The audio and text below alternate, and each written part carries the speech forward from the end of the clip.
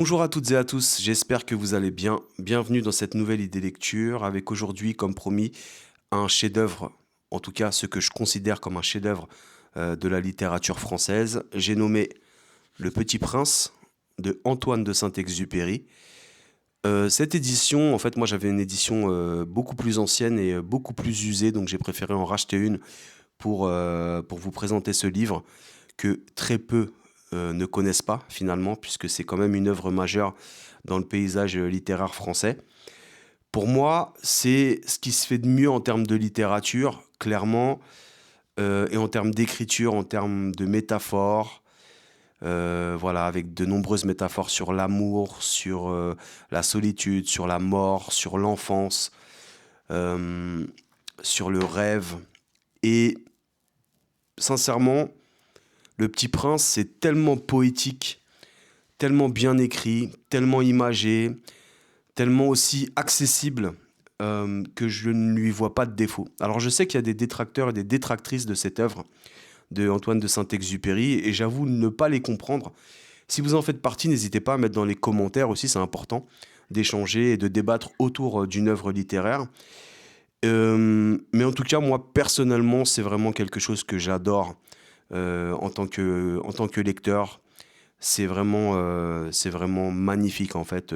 Et j'ai rarement vu mieux en termes d'écriture métaphorique. Voilà. Je vous lis la quatrième de couverture, comme d'habitude dans mes idées lecture, ainsi qu'un petit extrait. Et petite chose en plus, je vous montrerai quelque chose que j'aime beaucoup aussi, qui provient du Petit Prince. Le premier soir, je me suis donc endormi sur le sable à 1000 milles de toute terre habitée. J'étais bien plus isolé qu'un naufragé sur un radeau au milieu de l'océan. Alors vous imaginez ma surprise au lever du jour quand une drôle de petite voix m'a réveillé. Elle disait : « S'il vous plaît, dessine-moi un mouton. » Hein ? Dessine-moi un mouton. J'ai sauté sur mes pieds comme si j'avais été frappé par la foudre. Donc, alors c'est une quatrième de couverture avec un extrait, mais je vais vous lire quand même un extrait parce que c'est important. Cette version-là, il y a les aquarelles de l'auteur et c'est aussi ce qui fait la magie du Petit Prince. C'est tous ces dessins en fait qui ont été réalisés par l'auteur lui-même et que je trouve, alors c'est des dessins qui sont super simples, mais qui rajoutent quand même de la magie à l'œuvre et de la magie à ce grand classique. Moi, ce que j'aime beaucoup dans Le Petit Prince, c'est le passage avec le serpent. Je vais essayer de le retrouver parce que c'est un passage en même temps tellement triste et tellement joyeux. C'est vraiment une grosse métaphore aussi sur la mort. Alors, est-ce que je vais le retrouver là, dans cette version ? Tac, je vais pas prendre trop de temps si je le trouve pas. Bon, écoutez, ce que je vais faire, c'est que je vais essayer de vous lire un extrait quand même, parce qu'on est déjà à 3 minutes et que j'essaye de réduire à 5 minutes mes idées lecture. Il y avait, à côté du puits, une ruine de vieux murs de pierre.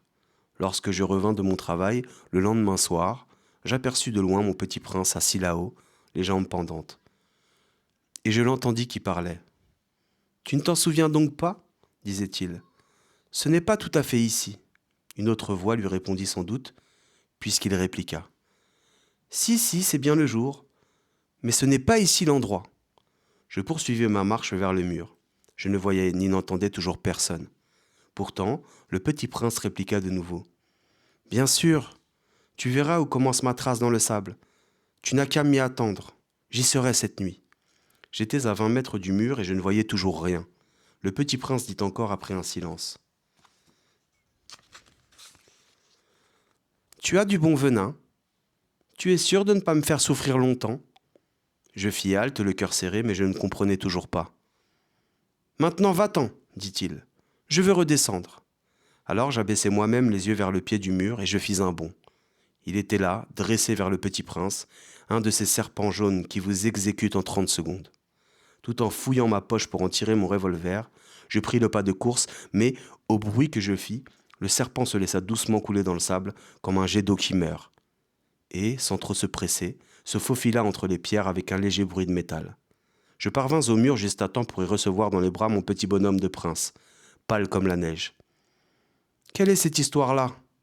Tu parles maintenant avec les serpents. » J'avais défait son éternel cache-nez d'or. Je lui avais mouillé les tempes et l'avais fait boire. Et maintenant, je n'osais plus rien lui demander. Il me regarda gravement et m'entoura le cou de ses bras. Je sentais battre son cœur comme celui d'un oiseau qui meurt quand on a tiré à la carabine. Voilà, on va pas aller plus loin parce que sinon je vais pleurer. D'ailleurs, il y a une très belle réplique du Petit Prince dans, dans Les Trois Frères. Je vous le conseille sincèrement pour preuve en fait que c'est vraiment ancré dans la culture populaire et dans la culture, dans le paysage littéraire français. Donc Le Petit Prince de Antoine de Saint-Exupéry et nouveauté, je vous conseille sincèrement d'écouter Le Petit Prince qui est raconté par Gérard Philippe. Alors, j'ai pas la prétention d'avoir la même voix que Gérard Philippe et la même intonation, mais je vous le conseille très très sincèrement.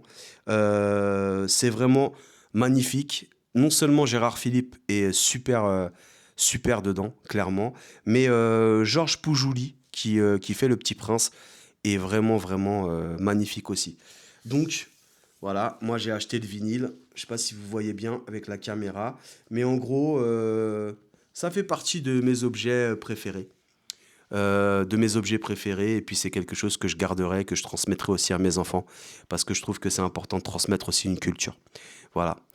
D'ici là, prenez bien soin de vous, n'oubliez pas de lire, de lire, de lire, et rendez-vous pour une prochaine idée lecture très prochainement. À bientôt.